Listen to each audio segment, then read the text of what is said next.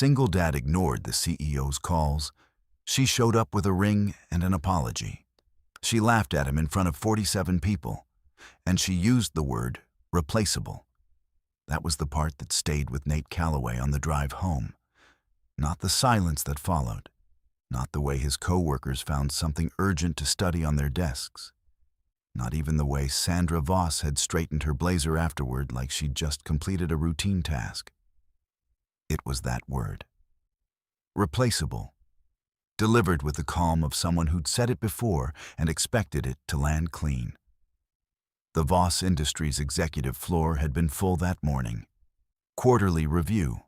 47 people in the glass-walled conference room on the 14th floor, including the board, 3 department heads, and the entire product team Nate had spent 2 years building from a spreadsheet and a borrowed budget.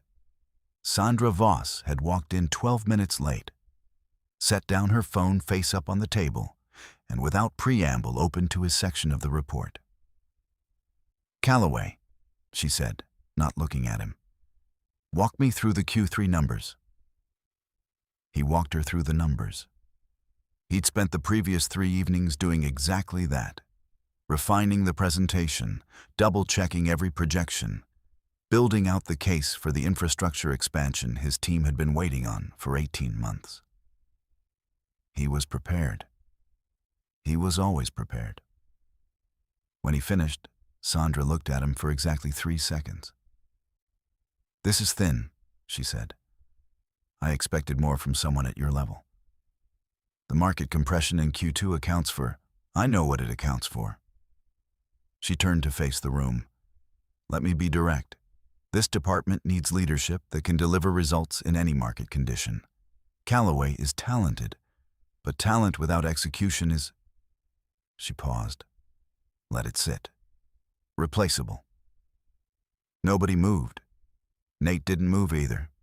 He held her gaze for one breath, then he closed his laptop, picked up his notebook, and said, "Noted."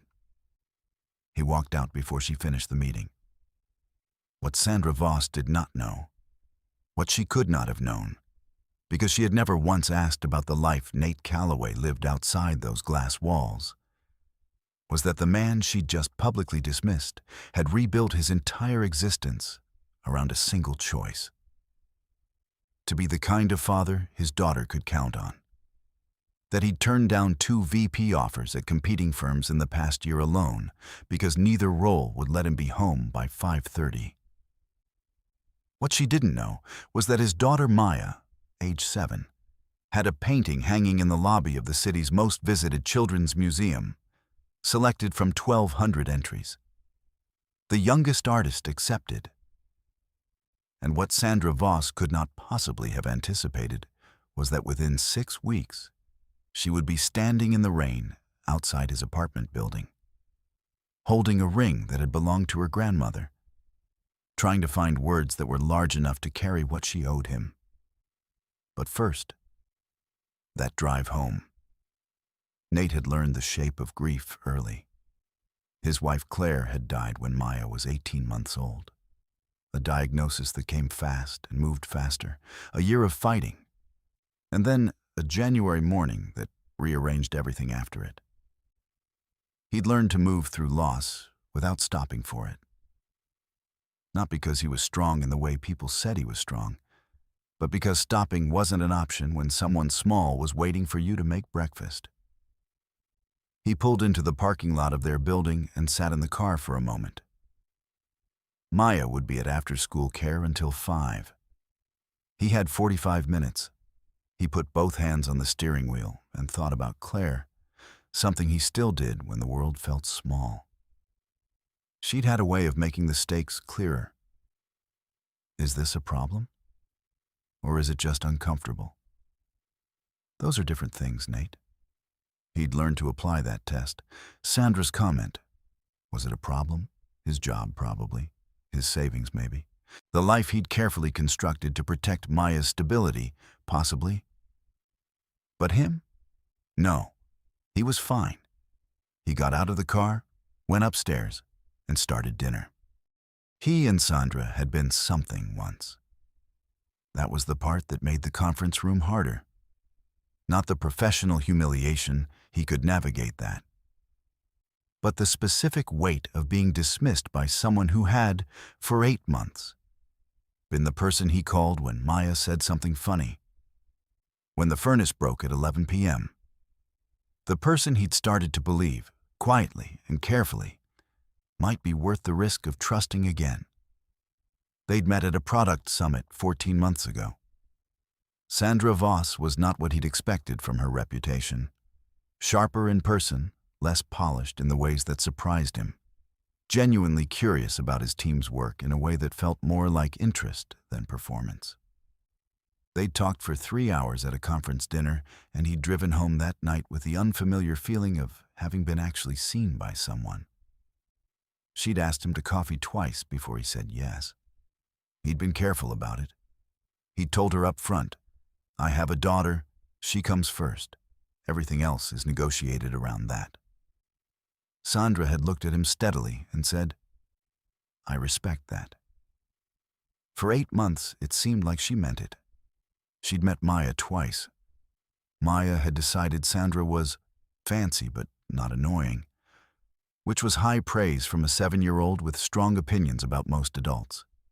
Nate had let himself believe, not loudly but quietly, in the way you believe things you can't afford to lose, that this was becoming something real. Then Q3 came, and the word replaceable crossed the room like a stone across water, and it didn't stop until it hit him. He'd spent 1 week waiting for her to call with something real. An explanation, an acknowledgement, anything. She called 3 times.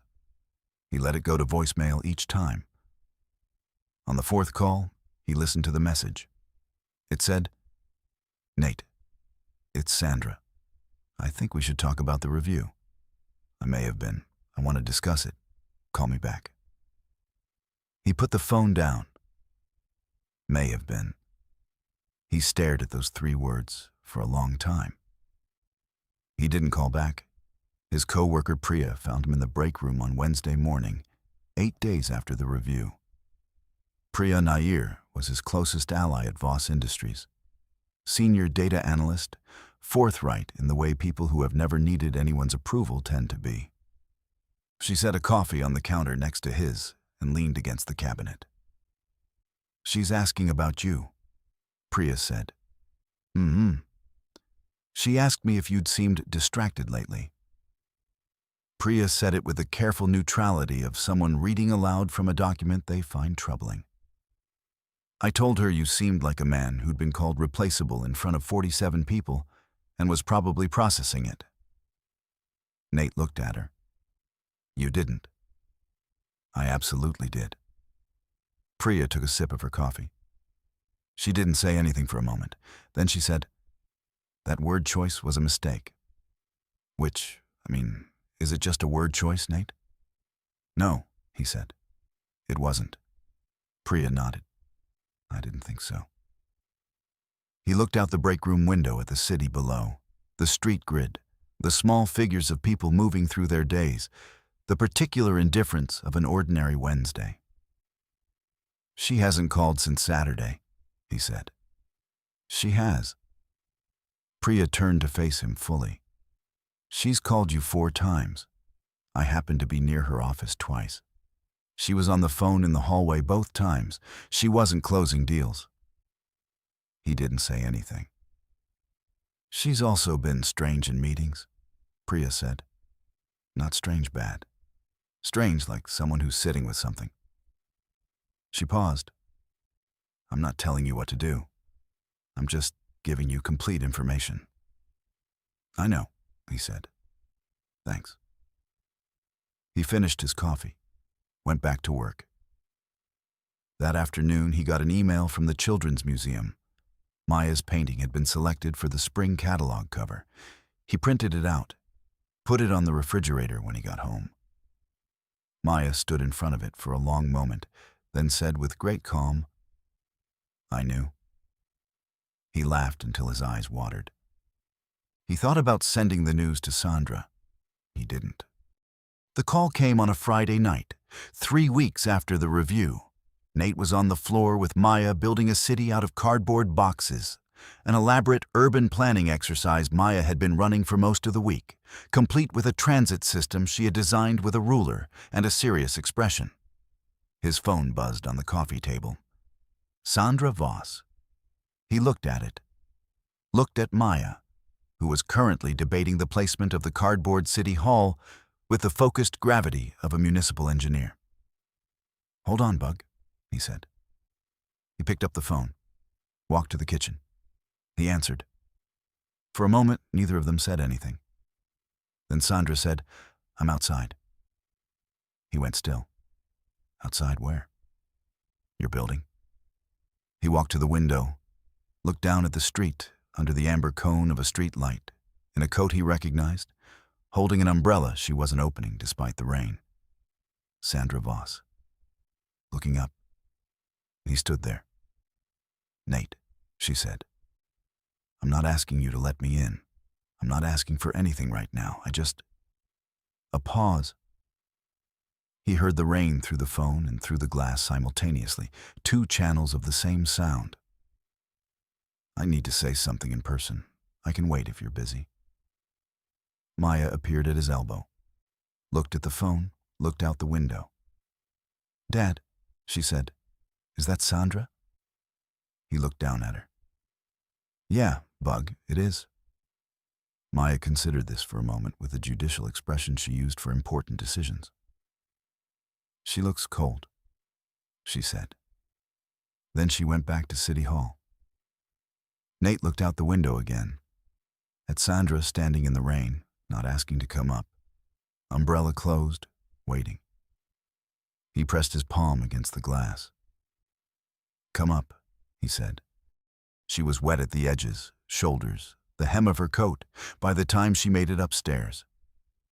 She looked, for the first time since he'd known her, like someone who hadn't planned what came next. Her hair was slightly damp. She was holding something in her right hand, closed in her fist, and she didn't mention it when he opened the door. Maya was still in the living room. She looked up at Sandra, assessed her, and said, "Your umbrella doesn't work." "I know," Sandra said. "I keep forgetting to open it." "That's a design flaw," Maya said, and went back to her city. Sandra's expression did something complicated. Nate stepped back to let her in. They stood in the kitchen. He didn't offer coffee. She didn't ask. "I've rehearsed this 3 times, she said. "It doesn't get better with practice, so I'm just going to say it." She looked at him directly, the same directness that had drawn him to her a year ago, now stripped of its professional armor. "What I said in that meeting was wrong. Not just the word. I used the setting. I used 47 witnesses because I was afraid of something and I made it about numbers instead." She stopped. "I'm not explaining it. I'm not telling you why. You don't owe me context." He waited. "I think I got scared," she said. "You, the way you live. How clear you are about what matters. It made me feel like I wasn't measuring up and I turned it outward. That's not an explanation. That's just what happened." The rain was audible through the kitchen window. Faint, steady. "You called me replaceable," Nate said. "I know. In a room where I'd spent 2 years building something, in front of the people I work with every day. I know." Her voice was level but not closed. "I know." He looked at her for a long moment. "Why are you here, Sandra?" She opened her right hand. It was a ring. Small, gold, with a dark blue stone that caught the kitchen light. Not new. The setting was old, vintage, probably decades old. The kind of thing that had been worn and loved and carefully kept. "My grandmother's," she said quietly. "She left it to me. I haven't worn it. I haven't known what to do with it." She looked down at it in her palm. "I'm not proposing. I want to be clear about that. That's not what this is. I wanted to bring something that cost me something. Not a card, not flowers. Something real. She closed her hand around it again. I wanted you to know I'm serious about what I'm saying. From the living room, Maya said, without looking up. Is she staying for dinner? Nate and Sandra both turned. Maya was arranging the cardboard city hall with the patience of a person who has decided the adults will handle themselves eventually. I'm asking because I'm hungry, and Dad makes more spaghetti than we can eat, she said. It's not a big deal either way. Nate looked at Sandra. Sandra looked at him. I make a lot of spaghetti, he said. Something crossed Sandra's face that wasn't quite a smile yet, but was close. I don't want to interrupt. She already decided, Maya said matter-of-factly. She's staying. Sandra Voss stayed for spaghetti. She helped Maya finish the cardboard city, specifically the transit system, which Maya explained at considerable length. And she asked questions that were real questions, not adult condescending to child questions. And Maya noticed the difference, because Maya always noticed the difference. After dinner, after Maya was in bed, they sat at the kitchen table with their coffee and talked for 2 hours. Not about the word, not about the meeting, not anymore. About what had happened to both of them in the 18 months between that conference dinner and this kitchen. About Claire, about Sandra's father, who had built his career the same way she had, relentlessly and at the cost of most of what mattered to him, and who had died, having never fixed it. I used to think that was drive, Sandra said. Now I think it was fear, dressed up as discipline. When did you figure that out? About 10 days ago, she said, standing in a parking garage calling you for the 3rd time and listening to voicemail. She looked at her coffee cup. I've been a CEO for 7 years. I've never not known what to do. A pause. It was a strange feeling. Good strange or bad strange? She thought about it. Necessary strange. He nodded. He looked at the ring on the table between them. She'd set it there during dinner, not as a statement, just as a thing that was no longer hidden. Why your grandmother's? He asked. She was the realest person in my family, Sandra said. She said what she meant, and she didn't apologize for being difficult. And she also showed up. That was her whole thing. She showed up. Sandra looked at the ring. I wanted to show up the way she would have. Nate picked up his coffee. I'm not ready, he said. Not unkindly, just clearly. I know, Sandra said. I'm not asking you to be. But I'm also not. He stopped. Chose words carefully. I don't want to close this either. She looked at him, the full weight of it. Okay, she said. Okay, he said. Maya's city sat on the living room floor between them. Cardboard towers, a hand-drawn transit map, city hall with a slightly crooked roof. It looked, in the low kitchen light, like something worth protecting. The Monday after Sandra came for dinner, she walked into the executive floor at 7:45 a.m., called the department heads into the conference room, and announced a formal restructuring of the Q3 review process. The new framework, she said, would include pre-meeting written submissions, individual feedback sessions conducted privately, and a new policy: no performance commentary, at any level, to be delivered in group settings without prior individual conversation. Bradley Harmon, the CFO, asked if this was in response to a specific incident. Yes, Sandra said. She didn't elaborate. She sent the full policy to the legal team by noon. HR had the revised review framework by end of day. An email went to all department heads by 4 p.m. This is effective immediately. Questions to me directly. Priya texted Nate from 3 floors below. She just rewrote the entire review process. I'm watching it happen in real time. I don't know what you did, but it's working. Nate read the text at his desk, set his phone face down.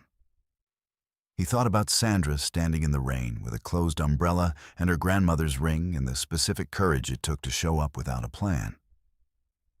He picked the phone back up.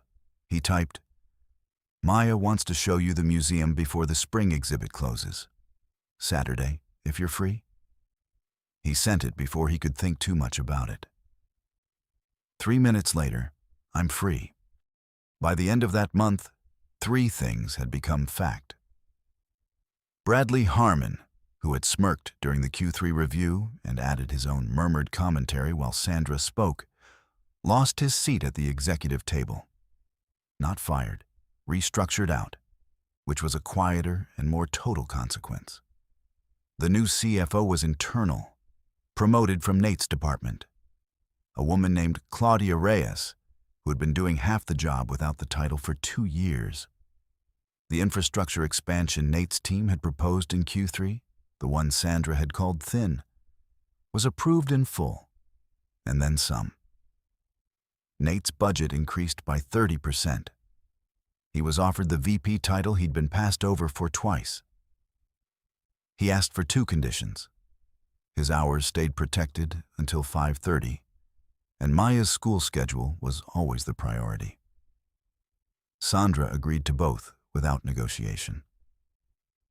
"I told you," Priya said, sitting across from him in the break room with the expression of someone who had been right and was allowing herself exactly 30 seconds of satisfaction. "Complete information." "You did," Nate said. The third thing was quieter. It didn't happen in an office or a meeting or a formal announcement. It happened on a Saturday in April at the Children's Museum, standing in front of Maya's painting, a piece called "The City After Rain," tempera on canvas, vivid and unapologetic and entirely her own. Sandra stood beside Nate with her hands in her coat pockets, looking at it for a long time. "She made this when she was 6, Sandra said. 6.5, Nate said. She was very specific about the half. Sandra looked at the painting, at the small placard below it. Maya Calloway, age 7. Artist statement. "I like how colors look when things are wet." At the faces of the people who had stopped to look, genuinely stopped, the way you stop at something true. "She's extraordinary," Sandra said. "I know," Nate said. "And then, she gets it from Claire." Sandra looked at him. "But also from you," she said quietly. He didn't answer, but he didn't look away either. Maya appeared from around the corner, having completed a thorough inspection of every other painting on that floor.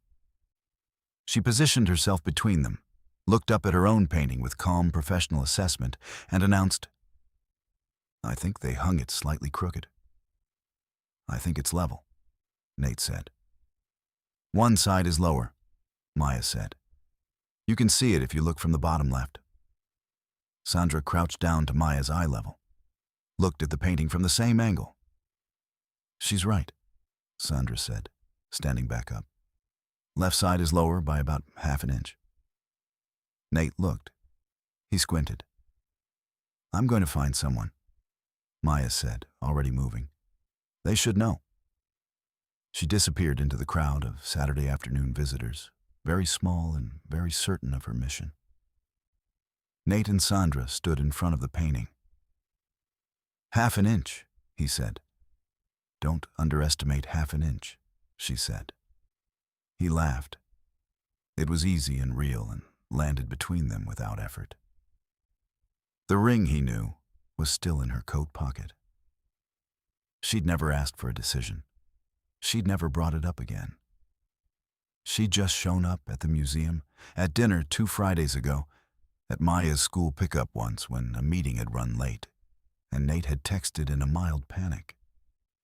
She'd just been there, without making it a transaction. It was, he thought, exactly what she'd said her grandmother would have done. Maya came back with a museum staff member in tow, a young man in a lanyard who looked slightly alarmed at being summoned by a second grader. "It's lower on the left," Maya told him. She said it the way you tell someone a fact, not a complaint. "I thought you'd want to know. It's a good painting." "It is a good painting," the staff member agreed, looking at it. "It's mine," Maya said, "so I'm particular about it." He smiled, said he'd have it adjusted before the end of the day. Maya shook his hand, businesslike, and turned back to Nate and Sandra. "Good," she said. "Okay. Can we get lunch? I want soup." Nate looked at Sandra. Sandra looked at him. "Soup," he said. "Soup," she agreed. They walked out together, Nate and Sandra and Maya, who had taken Sandra's hand somewhere between the exit and the coat check, not dramatically, not as a statement, just because it was available and she'd decided to use it.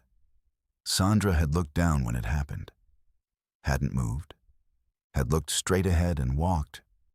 Outside, the April air was cool and the sun was doing its tentative spring thing, uncertain of its own warmth.